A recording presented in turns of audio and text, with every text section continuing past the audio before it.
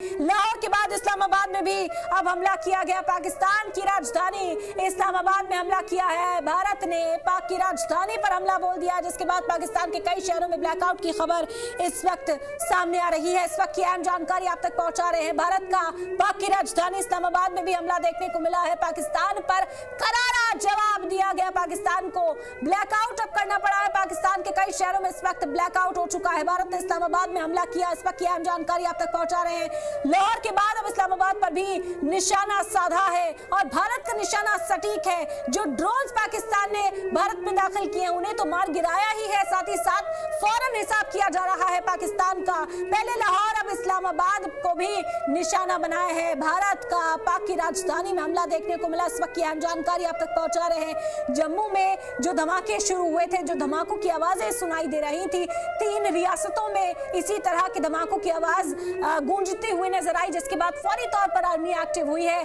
और पाकिस्तान को जवाब दिया गया। ड्रोन्स को मार गिराया गया है और अब इस्लामाबाद पर भी हमला कर दिया गया है। लाहौर में पहले इंडियन आर्मी ने हमला किया और अब पाकिस्तान की राजधानी इस्लामाबाद पर भी निशाना साधा गया है। इस वक्त की सबसे बड़ी जानकारी आप तक पहुंचा रहे हैं कि पाकिस्तान के कई शहरों में ब्लैकआउट हो चुका है। भारत ने पाकिस्तान की राजधानी में हमला कर दिया है। इस्लामाबाद में हमला किया गया। पूरे पाकिस्तान में इस वक्त ब्लैकआउट हो चुका है। बड़ी खबर है इस वक्त आप तक पहुंचा रहे हैं। वॉर ब्रेकिंग इस वक्त आप तक पहुंचा रहे हैं। पाकिस्तान के कई शहरों में ब्लैकआउट की खबर सामने आई है।